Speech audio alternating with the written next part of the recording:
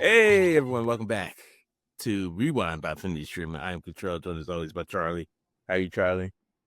I'm doing good. How about you? Great, amazing. Today's movie is called Office Space, 1999. Surprisingly rated R. I don't remember. Oh, really? Yeah, I don't remember much rated R-ness. I guess for language. Runtime of 1 hour 29 minutes. And if you have not seen this movie, spoilers are ahead. Before we get started, you know the routine, our socials, YouTube, Facebook, Instagram.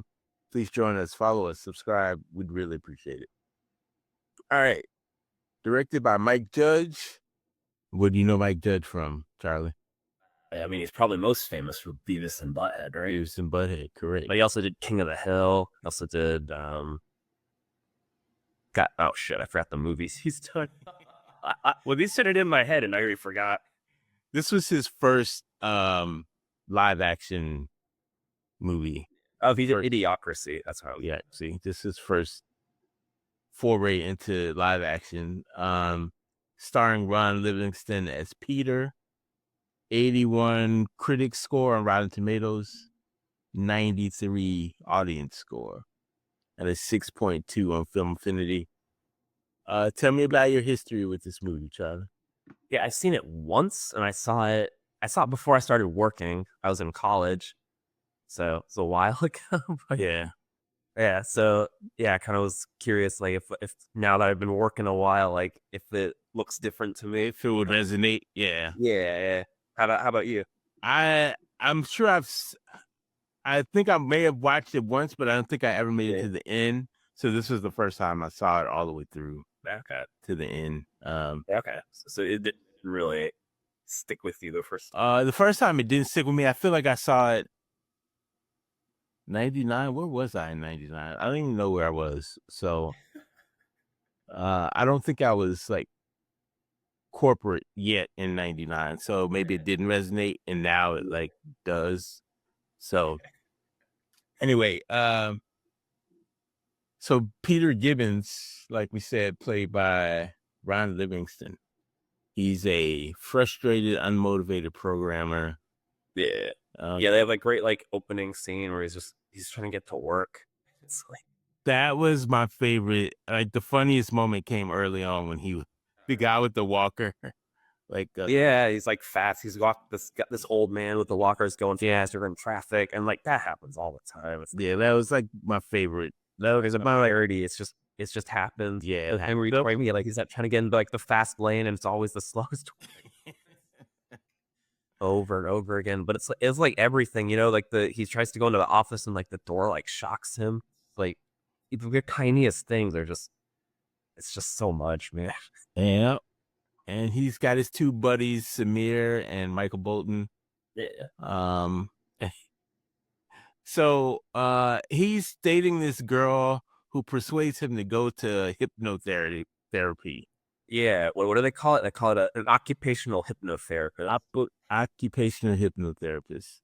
So he gets him to feel relaxed and blah blah blah, and then he dies of a heart attack. Yeah, but there's some good stuff where he's like explaining like to the hypnotherapist like, oh man, every day just feels worse and worse. So every day you talk to me, it's the worst day of my life. And the therapist's like, man, wow, that's messed up. Uh, yeah, and And also there was another conversation he was having with like Samir and Michael Bolton that I liked. He was like talking about like, man, what if we're doing this like for the next 50 years? And Samir's like, I mean, that'd be pretty good job security. That's like, oh yeah, that's true.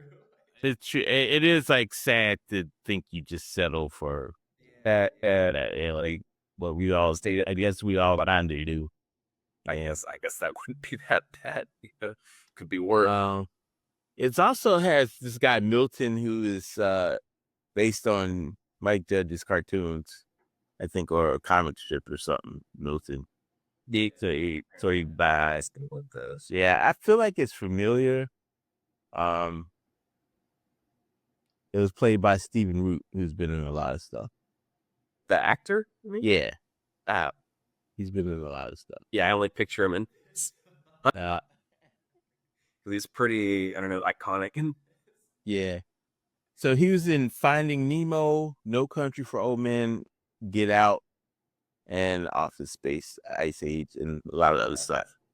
So he's a pretty he's a working actor.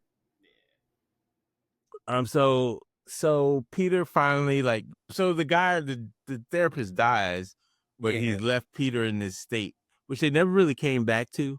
I think he was over time he wore out of it because he was less like Lethargic. completely relaxed. He was like annoyed and stressed at times. So I think it was like wearing off.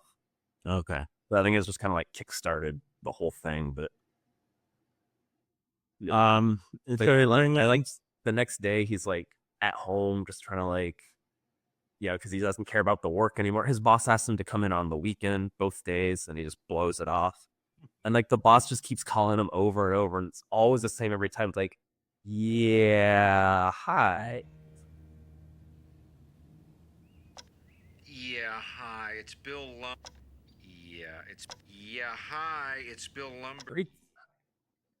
That's just how his boss talks. Like, oh, it's like 100 messages with that. and it's funny because they like the worse he is as an employee, like the more they like him and they want to give him a raise and the Yeah, so they're like, oh, dude, he has manager material all over. there's like some story of some guy who like hadn't shown up for work for 3 months and he won like employee of the month award and they didn't realize he wasn't there until they tried to give him the award. Oh my god. Same thing. That's crazy. Yeah. This movie has so many things like that where it's like, oh man, you kind of feel it. And so they bring in two consultants to try and help the company downsize. Yeah, the two Bobs. And two Bobs. One of the guys I recognied from Scrubs. That one guy's he don't know is that Kelso, I think the name in Scrubs. such a doctor in Scrubs. Yeah, like one of the main characters. He's the mean doctor in Scrubs. He was mean to the kids at first. Yeah. Uh so anyway, and then Peter starts dating the star of the movie. Jennifer Aniston. She works at like a TGI Fridays type chain. Yeah, it's done. It's done pretty well. Like how just irritating that place is. Or they're like hyper focused on like the family thing. So like every employee is forced to wear this like flares, and it's just these little like pins. And I was one of my favorite the only thing like the companies do where it's like where they said oh the minimum is 15, but then she keeps getting in trouble because she only has 15 of equipment. You what? Just say what you want. She was like, "Yeah, just make the minimum 32 if that's what you want. Like, what's the problem?" Like, Yeah. one of my favorite characters was the waiter, the one who was all like hyped up and excited. Well, the one who's like the golden child at that. But he like loved his job. He was just like so happy. We all hope to be that way at our jobs. He loved it so much. Ty Duffy played the waiter. So he starts to date the Jennifer Aniston, who was I don't know how old she was in this movie, but she looked really good. She was like young and Yeah, I don't know. risky, Yeah. Uh, so then what happens? So my other favorite part, Blowing off work completely. he starts Like, going off work completely. there's a nice scene where he's like going fishing and like comes in, is like gutting the fish on like his desk and stuff. So that must have been a real fish, right? Yeah, probably. I mean, that's probably a real fit. They probably just bought it like at the grocery store. Yeah, no, but it was just like the way he gutted it on his desk. It was so gross, and it's like I guess they had to get a real fish for that scene. Like, Well, yeah. you couldn't really fake it. Couldn't really CGI the fish. Do you not like fish? No, I like fish, but I don't like gutting fish Yeah. on a table. Maybe I'm desensitized to that. Yeah, you could be. I didn't even notice. I don't barely remember this. So when Peter, that's the thing. Yeah, when he finds out his two friends are gonna get laid off, he comes up with this plan to. Well, it's even worse because so he hasn't been going into work, and they're gonna lay off his friends who've been working hard and give him a should have been. It's just it's and another funny part was when they found out that like They said they fired Milton 5 years ago, but he Yeah. he was still working there. Yeah, he's like, oh, there's a glitch. There's a glitch in the system where you're still getting paid. So we fixed the glitch. And they never told him he was fired. They Yeah. The overtell stop. over it. They're like happy to like, oh, we don't like confrontation, so we'll just let it work itself. So like the thing with Milton's, they just keep like they kind of like forcing out the door. They keep moving his office like to a worse and worse place. In the end, his office is literally like in like a storage basement. They broke him. Yeah. That was great. That was just funny to me. They were like, "Oh yeah, he was fired 5 years ago." I thought that was hilarious. Yeah, we fixed the glitch. Like, oh, so you told him he's fired? No, we fixed the glitch. That's So they decide to steal some money that's supposed to take fraction of pennies out and put into the bank account. Yeah, I like the scene where they're trying to make like putting in the fires look super cool, and he's just copying a file. And there's all this like dramatic music and then the angle of the camera, and they like runs like slick past. We could have just handed it to him. Like nobody's watching. Nobody's watching. Yes. Yeah, did he go like behind his back and hand it to him or something? Yeah, I know. It's like I think I would notice that more if someone's doing that than if someone just handed normal like a stack of papers. Like, oh, here's those forms. This reports you want it. Yeah, the TPS reports that was like another thing where it's like early on where they're just showing like how irritating like the job is, where it's like all he does is not put like a cover on it. That's it. And he had eight bosses telling him that he did it. Yeah, and there's a scene. Yeah, you have the scene they show. There's one boss comes by, then he leaves. Another boss comes by, and then he goes. Someone calls him on the. And then none of them listen to him. They're all just like, yeah, okay. Well, I'll get you another memo. See. So yeah, they have the full floppy disk scene. It looked like they were working on some Macs too. Yeah, it looked like some old. Yeah, did that stuff look familiar to you? Yeah, it looked familiar. Did it bring it back? Bring back memories. So they steal too much money. They have the little side romance thing with him and Joanna, like him and yeah, that's not really Jennifer Aniston. She kind of like disappeared. I don't know. That's not really like in the. I remember it being more in the movie, and it really wasn't explored very much.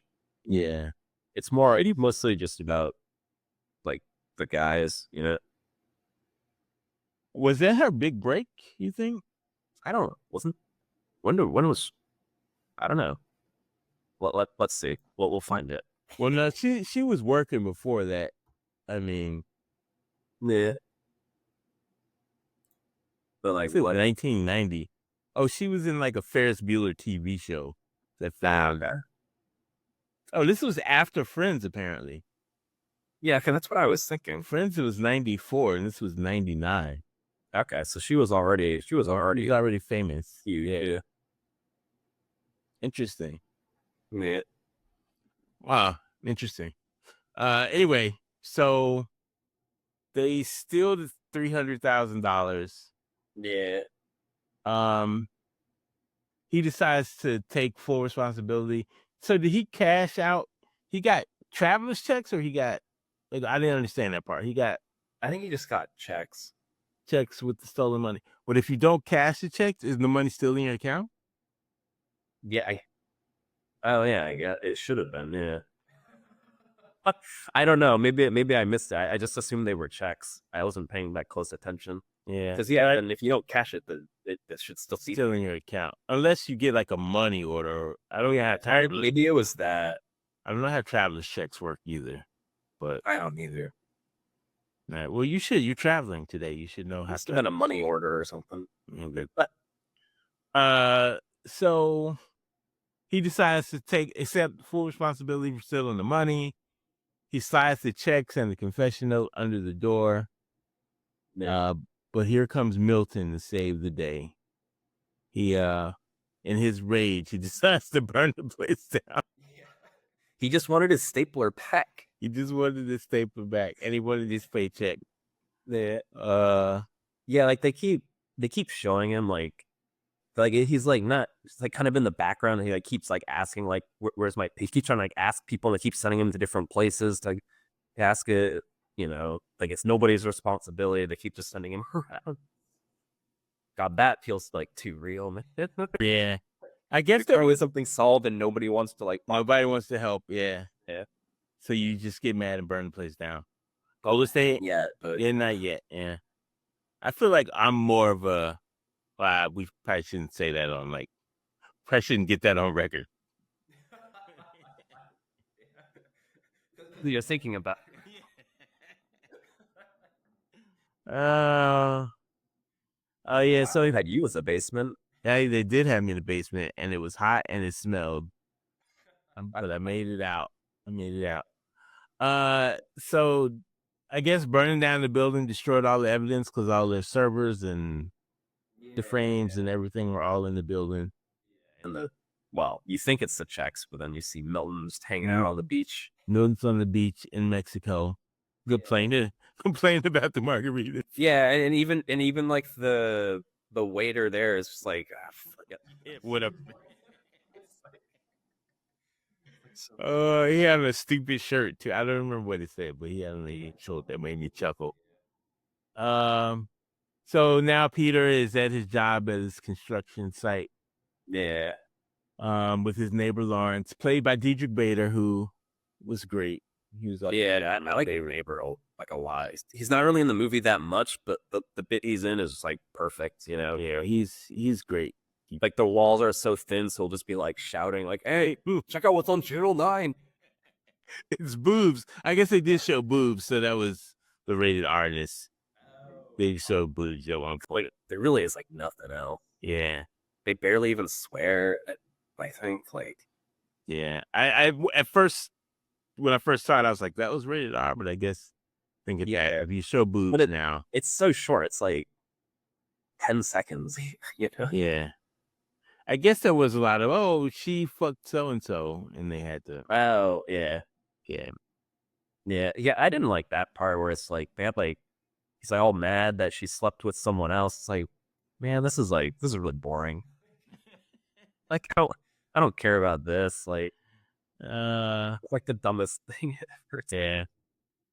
Yeah. So overall, you enjoyed the movie. Recommended? Was it as much as you thought it would be? Is it? Yeah. I don't know if I enjoyed it as much as I did the first time. I kind of forgotten, like, the second half feels a lot slower than the first half. Like, the first half is, like, all, like, the job things, and he's getting, screwed by his work and all that stuff. And then, like, at the point where they decide to, like, steal the stuff, like, past that point, I feel like the movie is kind of, like, losing its way a bit. And it was really short, like, hour and a half, so. Yeah, not even. It was, like, an hour 20. An hour and a half is like with like the credits and everything. Yeah. Oh, that's another thing I like. It's like we said it before, but it's so nice to have like a 80-90 minute movie. It's like you're in and you're out.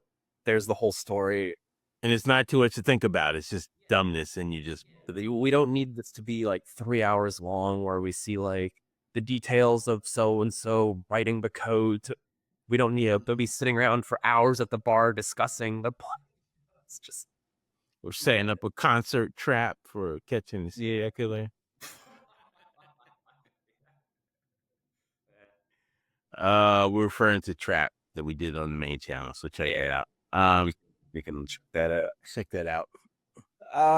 Anyway, yeah, I enjoyed it. I think it was funnier the second time around, just because maybe more life experience related to what they were going through. I'm guessing. 99, I was still like in my 20s, so that was a really long time ago. But yeah, I enjoyed it. Good watch. Nice. Anything else you want to bring up about this masterpiece?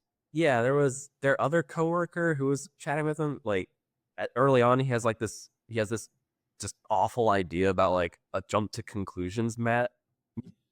Where still got he got hit by a drunk driver. Yeah, and then he gets hit by a drunk driver, and he gets like a massive payout, and he's like so happy about. He's like completely injured. He can't even like move, and it's just like, oh, I never have to work again. Like, oh man, like I don't really love that, but I don't know. Who was that guy? Oh, it was Richard Ryle. He was Tom. He played Tom. Then he was he looks familiar too. Yeah, I realized so. yeah. But then you see in his house that stupid Matt, and it's really, Just jump to conclusion. yeah. And it's funny. I was just thinking like that's really stupid, and then the characters in the movie like tell him that to us. I was like, yeah, this is dumb. Don't do that. But I guess if he had the startup money, he can throw it out there. Jump to conclusions, Matt. Anyway, was it supposed to be a game or was it just like something you keep around? I thought it was something you just keep around, but it looked like a game, so I don't know. Yeah. Awesome. All right, that's it. Guys, go watch Office Space 1999. Yeah. It's a good time. It's quick. No, Yeah, in and out. have a little fun. Think about your life. Especially if you work in a corporate office. I think Yeah. some of that stuff relate to you. We have to mention the scene where they beat up the printer too. I thought that was great. Yeah. Have you ever done that? I have not. I've not beat up. No, I've not a printer. Maybe some printer users, but not a printer. That's funny. Office Space. All right, guys. Thanks for joining us. For Charlie, I'm Contrell. We'll see you next time on Rewind. Thanks, guys. Bye. Yeah. See ya.